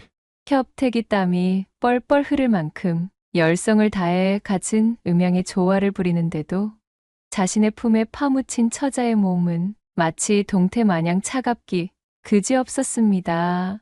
칼바람이 부는 얼음장에 갇힌 마냥 서늘한 냉기가 감돌고 있지 뭐겠어요. 이리도 격렬히 합판을 치르고 있음에도 불덩어리가 되어 타올라야 할 자신과 처자의 육신은 냉랭한 기운이 뿌리 박혀 좀채불이 붙을 생각을 하지 않는 것이었어요. 그야말로 이승의 감각이 아니었지요. 두려움과 기묘함이 공존하는 합일에 마침내 마지막 순간에 당도하고는 털썩 쓰러지고 말았는데요. 그렇게 눈도 제대로 뜨지 못한 협택이 비몽사몽 간에 합판을 하고 나자 처자는 이제 그만 되었다는 듯 자신의 옷가지를 주워 입고는 협택의 옷도 정성스럽게 입혀주었습니다. 비록 서늘한 냉기가 흐르는 방사였지만 다정하게 자신을 수습해주는 처자에게 끈끈한 춘심을 느낀 협택이 빙그레 웃으며 말했습니다. 보시오. 그대여. 참으로 고맙소이다. 거듭 고맙다는 말을 아끼지 못하겠소. 오늘 그대에게 받은 은혜로 내 남은 인생을 버틸 기운이 되겠구려. 협택은 몽롱함에 취해 자신이 무슨 소리를 내뱉는지도 알지 못한 채 그녀를 껴안고는 깊은 잠 속으로 빠져들었습니다. 그리하여 머나먼 곳에서 희미하게 새벽 닭이 우는 소리가 들려왔고 새아침에 동창이 밝아왔습니다. 한껏 개운해진 몸으로 잠에서 깬 협택. 이윽고 마른 세수를 하며 기지개를 켠 그는 주변을 둘러보고는 아연실색하지 않을 수 없었습니다. 자신의 품에 안겨 있어야 할 처자는 온데간데 없고 자신이 누워있던 방은 버려진 지 좋기 몇 년은 되어 보이는 흉흉하기 그지없는 폐가였던 것이지요. 바닥엔 잡동사니와 낙엽이 뒹굴고 있었고 문풍지들엔 구멍이 숭숭 뚫려 밝은 날에 봐도 섬뜩하기가 이루 말할 수도 없는 장소였습니다. 아니, 대관절 이것이. 협택은 몸을 일으켜 옆방으로 건너갔어요. 그런데 웬걸, 이게 무슨 조화인가요? 그곳에는 동사한 듯한 모양새의 시신 세 구가 멍석에 말려 놓여 있었습니다. 으아, 이것이 무엇인가? 멍석 중 하나를 들춰본 협택은 그 자리에서 엉덩방아를 찌우며 넘어지고 말았습니다. 멍석 아래의 시신은 분명 간밤 자신과 합판을 치룬 그 처자였던 것이지요. 나머지 두 구의 시신은 처자의 부모로 보이는 노인과 노파의 것이었습니다. 우악! 사람 살려! 그야말로 뒷덜미가 쭈뼛 써버린 협택은 미친 사람처럼 소리를 빽 지르고는 뒤도 돌아보지 않고 불이 나게 뛰쳐나와 미친 듯이 내달리기 시작했습니다. 차를 파고드는 한겨울의 차디찬 공기에도 온몸에서 땀을 비오듯 쏟으며 도망치던 협택. 그렇게 얼마나 달려댔을까요? 헐떡거리는 숨을 고르며 잠시 멈춰 서고는 뒤를 돌아 자신이 도망쳐온 폐가 쪽을 바라보았습니다. 한껏 땀을 빼자 비로소 머리가 맑아져 생각이 올바로 선 것이었지요. 협택은 입김이 펄펄 나오는 중령 한복판에 멈춰선 채 고개를 저었습니다. 아니지, 아니야. 내 비록 입신양명은 하지 못하였기로서니 마지막까지 이리 부끄럽게 행동할 수야 없지. 이승의 사람이었든 저승의 사람이었든 간밤 내 목숨을 구해준 존재 아닌가. 얘도 다하지 않고 내빼는 것은 금수만도 못한 처사일이라. 협택은 침을 꿀꺽 삼키고는 이내 굳게 마음을 정한 듯 발길을 되돌려 폐가로 돌아갔습니다. 그는 정성스레 시신을 수습하고는 마당에 널브러져 있던 호미 하나를 주워들었습니다. 그리고는 남양의 햇살이 잘 드는 뒷산자락으로 당도하여 눈을 치우고 구덩이 3개를 팠습니다. 꽁꽁 얼어붙은 땅바닥을 파내는 것이 여간 힘든 일이 아니었지만 그는 자신의 도포 자락이 더럽혀지는 것도 아랑곳하지 않고 열심히 땅을 파내려 갔습니다. 휴, 그래 이 정도면 얼추 되었다고 볼 수 있겠구나. 협택은 파낸 자리에 정성스레 3사람을 묶고는 끙끙거리며 땅을 덮어 봉분도 올려주었습니다. 표주박에 남아있던 약주도 한 잔씩 따르고 어설프지만 제도 지내 그들의 넋을 기려주었지요. 부디 극락왕생하소서. 내 자세한 사연은 모르겠으나 이 모진 세상 한이라도 헐을 풀어버리시고 저 세상에서는 행복하게들 사시오. 그렇게 녹초가 될 정도로 모든 일을 끝마치고 돌아오니 온종일이 걸려 또다시 날이 저물어 있었습니다. 어디 보자. 이제 마지막 일만 남았구나. 잠시 묵념하며 마음속으로 예를 올린 그는 곰방대를 붙이던 부싯돌을 꺼내 들어 처연하게 자리 잡고 있던 폐가에 불을 놓았습니다. 이로써 다른 나그네들이 홀릴 일은 없겠지. 이젠 모든 것이 홀가분하고 안심이로구나. 활활 타오르는 폐가의 불을 바라보는 협택의 얼굴에는 힘들고 지쳤지만 뿌듯한 개운함이 서려 있었어요.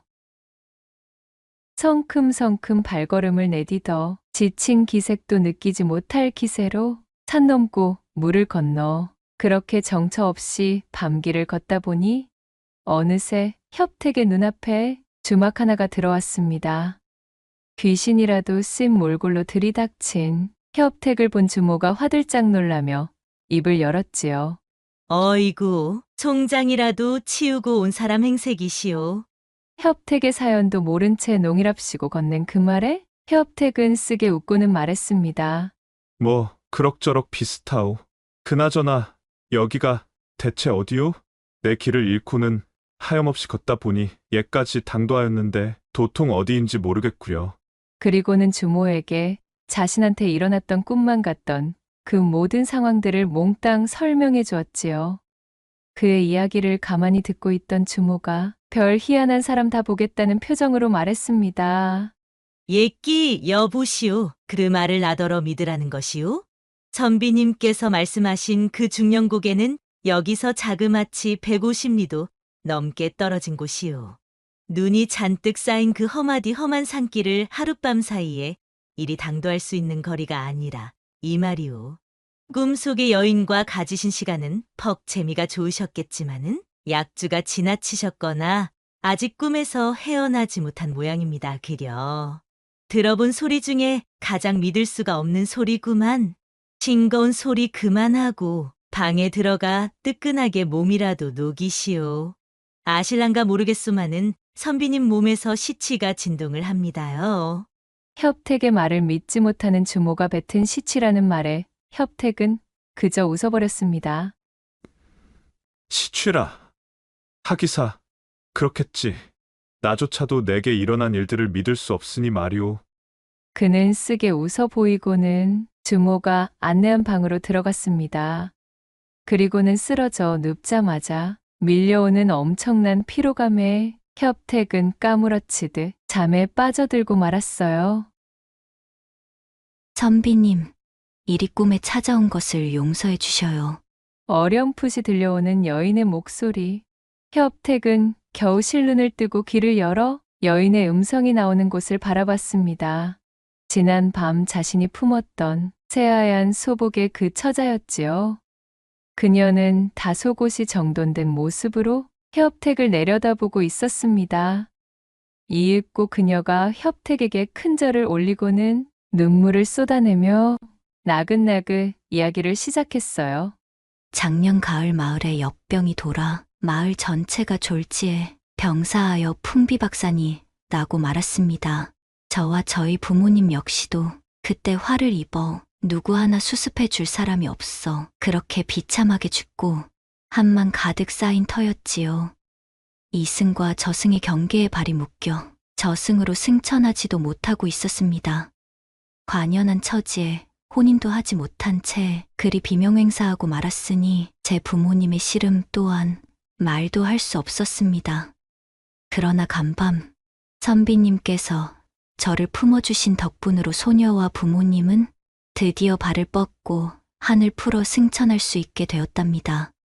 이제 이승을 떠나 원 없이 저승으로 가려 하니 가기 전 이 은혜 두고두고 잊지 않겠다는 말을 전하려 이렇듯 찾아뵈었습니다. 협택은 참으로 안타까운 그녀의 사연을 침통한 표정으로 통감해 주었습니다. 어허, 이리도 딱할 수가. 내 그리 큰일을 한 것도 아니고 여인 덕에 내 목숨도 부지할 수 있었던 바. 마음 쓰지 마시고 부디 극락왕생하시기를 바라겠소. 협택이 진심 어린 염려를 건네며 고개를 끄덕이자 처자는 밝게 웃어 보이고는 연신철을 하며 답례를 했습니다. 그리고는 입을 열었지요. 소녀가 마지막으로 한 가지 더 드릴 말씀이 있사옵니다. 부디 한 번만 더 과거를 보십시오. 글 공부를 그만두시고 책을 불태워버리실 심산이셨겠지만 마지막으로 한 번만 더 과거에 정진해 주셔요.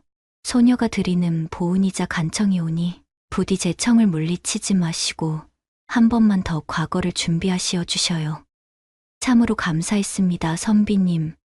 그 말을 끝으로 여인의 형체는 깨끗하게 사라져버렸고 협택은 잠에서 깨어났습니다. 실로 기묘한 일의 연속을 경험한 그는 천장을 올려다보며 깊은 숨을 들이켰어요. 그리고는 이내 얼마 전 객잔에서 자신의 노자를 바쳐 음식을 대접했던 관상쟁이 노선비가 했던 말이 떠올랐습니다. 그리하면 얼어붙어 있으나 온몸이 달아오른 처자와 좋은 일이 있겠소이다 그려. 참으로 기이한 일의 연속이로구나. 어쩌면 그 노선비는 사기꾼이 아니라 참말로 내게 총기를 누설했을 수도 있겠다는 생각이 든다. 이 역시 하늘과 닿아 있는 뜻이 있겠지. 내 고향으로 돌아가면 마지막으로 한 번 더 힘을 내보리라. 다음 날 원동이 트기도 전에 주막에서 나와 고향을 향한 협택은 각오를 다져 전력을 다해 글 공부에 임했고 다음 해 봄이 되던 때에 마치 거짓말처럼 과거에 급제하여 어사화를 쓰게 되었습니다. 마치 관상쟁이 노선비가 읊어준 대로 숙맥이지만 마음만은 어질고 착했던 협택이 늘 그래왔듯 늘 하던 대로 이타심을 발휘하여 착한 마음으로 행동한 것이 끝끝내는 빛을 발하고 그 결실을 맺을 거라는 것을 알려주기라도 하듯 말이지요. 협택은 보기 좋게 자신을 비웃던 서생들이 있는 고향으로 금이환영하였습니다. 이제는 그 누구도 협택을 앞에 두고 험담 따위는 할 수가 없었지요. 감격에 겨웠던 협택은 그 뒤로도 매해 여인과 그 부모의 묘에 방문하여 빠짐없이 제사를 지내주고 넋을 위로해 주었습니다. 그 후 벼슬길에 오른 그는 민생을 굽어 살피는 관리가 되어 조정에서 그 이름을 높여 그토록 염원하던 입신양명을 이루게 되었다는 후문이 옵니다. 마지막 세 번째 이야기 시작합니다. 조선시대 강릉의 어느 한적하고 고즈넉한 시골 마을. 대대로 그곳에 터를 잡고 이어오고 있는 제법 탄탄한 양인 가문인 정가의 현재 주인 정진사라는 자가 있었지요. 그는 강릉에서 알아주는 천하의 한량인 사내였습니다. 타고난 성미가 풍류를 즐기는 데다 배포 또한 남달랐고 집안대대로 내려온 재산도 넉넉하여 곳간이 마르지 않았으니 그는 먹고 사는 일에 걱정이 없어 얼굴에 수심 하나 찾아볼 수가 없었지요. 하여 제가 양반임내 구는 꾀죄죄한 선비들과는 다른 훤칠한 얼굴빛에 시종일관 흘러나오는 여유로움으로 고을의 아낙네들에게는 제법 유명인사가 되어 있었습니다. 자신의 인생 전반에 걸쳐 여인네들의 환심을 사는 것에만 매진하다 보니 어느덧 청산유수와도 같은 말솜씨와 빼어난 방종술까지 차곡차곡 익히게 되어 이 정진사를 한번 겪은 여인들은 그의 끝없는 매력에 빠져 헤어나오지를 못하는 것이었습니다. 어허, 천하가 쉽고 또 쉽구나. 이거야 원, 목표라 하는 것은 태산처럼 높고 오르기가 벅차야 정복하는 맛이 각별한 법이거늘. 어찌하여 이리도 손쉬운 행보만이 이어진단 말인가? 기생집에 들어가면 치마를 두른 모든 여인네들이 이 정진사를 서로 모시겠다며 아우성이고 객실에 들어서도 버선발로 흙마당에 뛰쳐나오는 기녀들이 줄을 서는 것이었습니다. 정진사를 향한 여인들의 구애는 끝이 없어서 신분의 고아와 노소를 막론하고 정진사의 바짓가랑이를 붙잡고 늘어지니 그 무리 속에는 여승도 있고 양갓집 규수도 있고 전국을 떠도는 소리꾼에 심지어는 고위대작의 만화님까지 포함되어 있었답니다. 모두가 이 정진사 앞에서는 사족을 못 쓰는 통에 고을의 사내들에게는 정진사가 공통의 주적이라 정진사가 동네를 행차하기라도 하면 등 뒤에서 저마다 볼멘 목소리로 수군거리기 일쑤였습니다. 저런 벼락 맞아 나가 떨어질 인간 같으니라고는 운 좋게 재물복을 끼고 태어나 흥청망청 탕진하며 지내는 자가 뭐가 그리 좋다고 여인들은 저놈만 보면 침을 흘려대는지 원! 아, 참말로 누가 아니래? 저런 놈이 우리 고을에서 버젓이 진사랍시고 돌아다니는 꼴을 보려니 내 속이 시커멓게 타들어간다. 이 말씀이야. 귀신은 뭐하는 것이여? 저런 화상이나 잡아가지 않고서는. 정진사는 자신의 뒤에서 수군거리는 사내들의 불만이 자신에게는 마치 훈장과도 같다는 생각에 기분이 상하기는커녕 더욱 싱글벙글 웃음을 머금으며 잔뜩 거드름이 섞인 걸음걸이를 놀리고는 마을을 돌아다니곤 하였지요.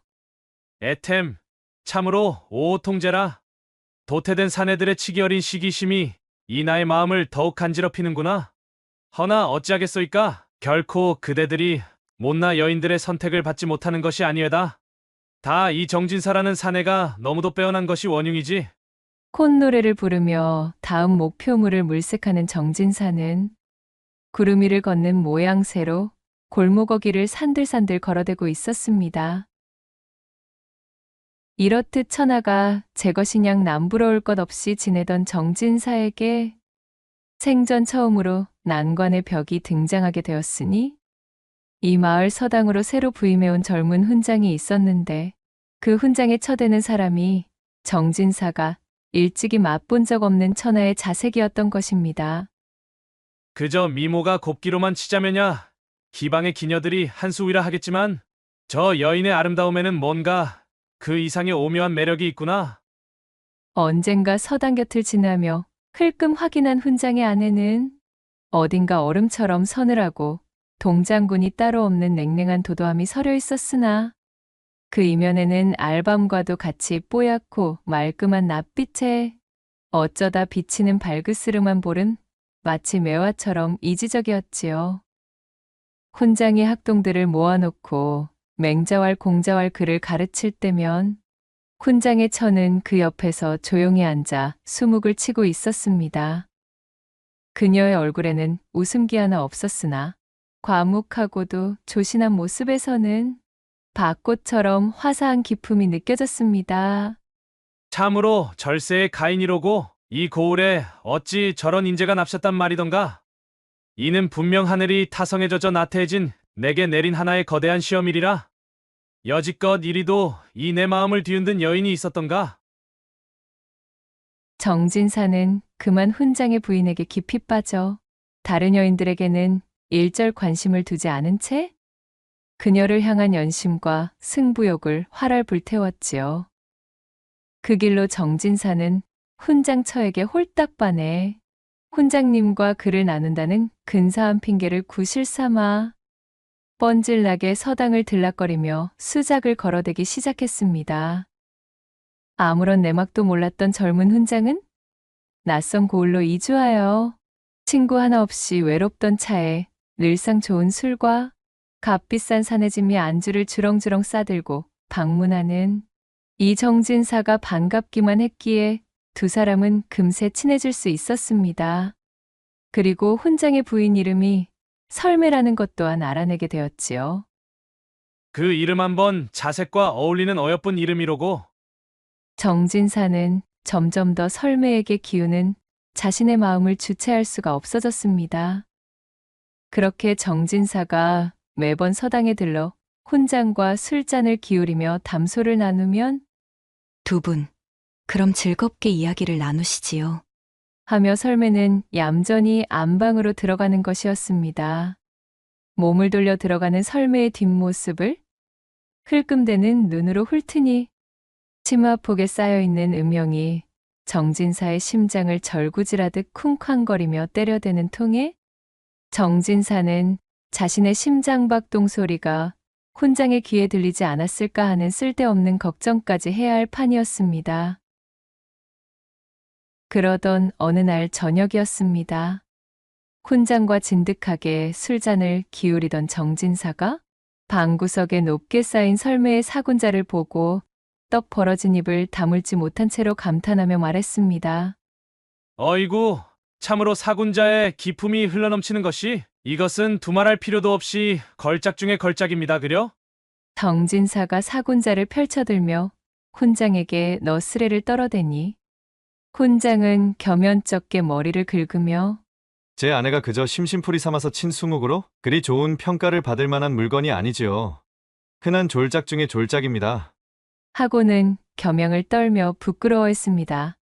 훈장의 그 말이 떨어지기 무섭게 정진사는 손사래를 치며 졸작이라니요. 무슨 그런 당치도 않은 말씀을.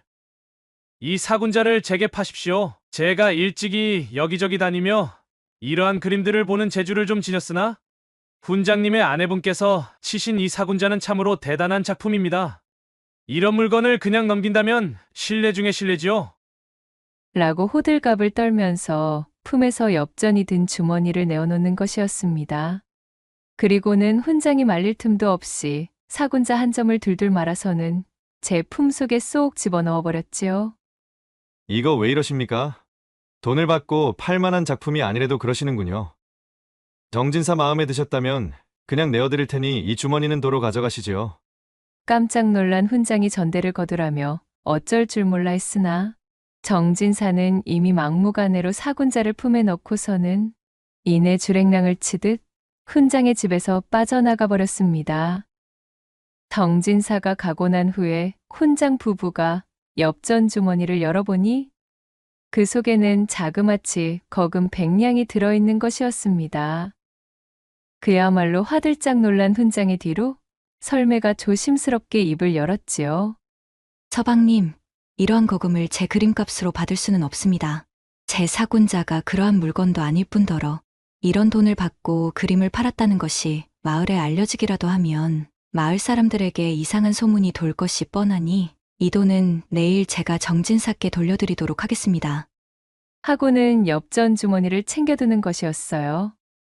물론 이는 정진사의 계략으로 평소 설매의 행실을 눈여겨본 정진사가 반드시 자신에게 돈을 돌려주기 위해 걸음할 것이라는 사실을 미리 염두에 두고 부린 수작질이었습니다. 이튿날이 밝아오고 훈장의 학동들을 가르칠 동안 설매가 돈주머니를 돌려주기 위해 정진사를 찾아왔습니다. 훈장이 없는 곳에서 설매와 만날 구실을 만들려던 정진사가 제 의도대로 홀로 찾아온 설매를 맞이하며 속으로 쾌재를 불렀습니다. 제 그림을 높게 평해주신 것은 감사하오나 이러한 거금은 절대 받을 수가 없사옵니다. 돌려드리러 왔으니 부디 거두어 가셔요. 정진사는 이미 끝난 거래라며 돈주머니를 받지 않으려 하였고 그럴수록 설매는 더욱 완강히 돈주머니를 돌려주기 위해 서로 옥신각신하게 되었지요. 설왕설래로 이어지는 투닥거림이 계속되자 정진사는 그것을 구실 삼아 설매의 가녀린 손목을 잡아보았습니다. 부드러운 손목의 감촉이 느껴지는 통에 정진사는 뻐근해지고 말았지요. 그리하여 못 이기는 척 돈을 다시 받아든 정진사는 꾸벅 인사하며 집으로 돌아가는 설매를 바라보며 헛기침을 하고는 중얼거렸습니다. 이대로는 내 마음이 달아 아니 되겠다. 내 반드시 저 여인을 내 차지로 만들고야 말리라. 그로부터 며칠이 지난 후 훈장이 친척의 상가집으로 문상하기 위해 고향에 갔다는 소식을 들은 정진사가 아무것도 모르는 척 술병과 진귀한 안주를 싸들고 서당을 찾았습니다. 홀로 서당에 앉아 사군자를 치고 있던 설매를 발견한 정진사가 그녀의 손목을 잡으며 그윽한 눈길을 보내자 깜짝 놀란 설매는 그의 손을 확 뿌리치며 말했습니다. 이게 무슨 짓입니까? 남편이 출타 중인 집에 오셔서 장난이 지나치십니다. 그만하시지요. 전에 없는 조급한 마음이 들었던 정진사는 평소답지 않게 서두르며 기어코 설매를 안고 쓰러졌습니다. 그러자 설매가 품에서 은장도를 꺼내 들고는 살벌한 눈초리로 정진사를 노려봤지요. 설매의 흉흉한 기백에 정신을 차린 정진사가 뒷걸음을 치며 그녀에게 사과하고는 황급히 자리를 떠났고 꽁지가 빠져라 집으로 돌아오는 와중에도 정진사는 쉽게 품을 내어주지 않는 그녀의 고귀한 절개에 다시 한번 탐복하며 그녀를 향한 연심을 더욱 키우고 말았습니다. 시간이 흘러 며칠이 지나가자 학동편에 서당에 들리라는 훈장의 전가를 받고 제발이 저렸던 정진사가 쭈뼛거리며 서당을 찾았습니다. 정진사를 발견한 훈장이 그를 반갑게 맞이하며 제 고향에서 가져온 안주와 함께 술상을 건넸습니다. 술상을 차려온 설매는 정진사를 보고도 태연하게 가벼운 눈인사를 보내는 것이었지요.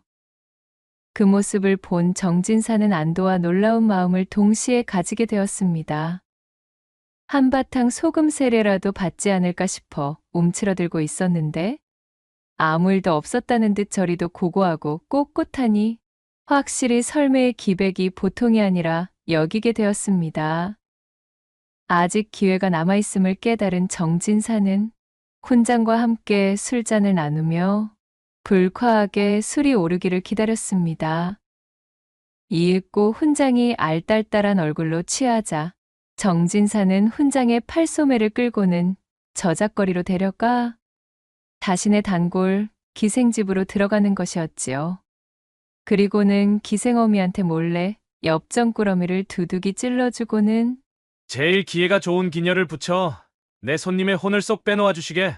라며 귓속말을 던졌습니다.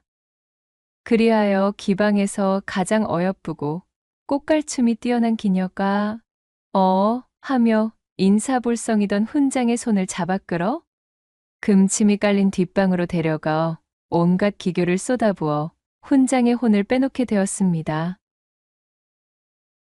주색을 멀리하던 순진한 훈장에게 정진사가 새 세상을 맛보여준 이후 3일이 멀다 하고 정진사와 훈장은 기방을 찾았습니다. 정진사의 꼬임에 넘어간 훈장이 그만 자신을 요리한 기녀에게 대책도 없이 푹 빠져버린 것이었지요.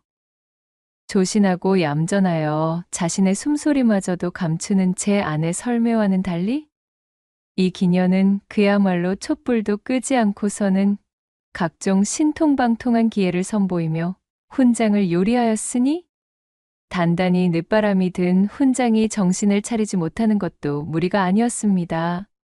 훈장님이 혼자 찾아오시더라도 술값과 해우값은 모두 내게 달아주시게나. 때가 되었음을 알아차린 정진사가 기방에 그리 선언한 이후 훈장은 아예 혼자서도 기방에 출근하기 시작했습니다. 그렇게 훈장이 밤마다 집을 비우는 시간이 늘어만 갔고 그때마다 정진사는 모르는 척 훈장이 없는 훈장집을 방문하여 홀로 지내고 있을 설매에게 눈도장을 착실히 받아갔지요. 설매는 기생집에 빠져 자신을 내버려두는 남편에게 투기를 내색하지 않았습니다. 늘 하던 대로 고고하고 냉랭하게 정진사를 대하며 평소와 같은 모습을 보이고 있었으니까요. 그렇게 야속한 시간이 흐르고 빗줄기가 구슬프게 추적추적 내리던 어느 날 낮부터 혼자 기방에 들이닥쳐 기녀를 끼고 진탕술을 마시느라 훈장이 정신없던 사이에 정진사는 여유로운 걸음으로 서당에 들렀습니다.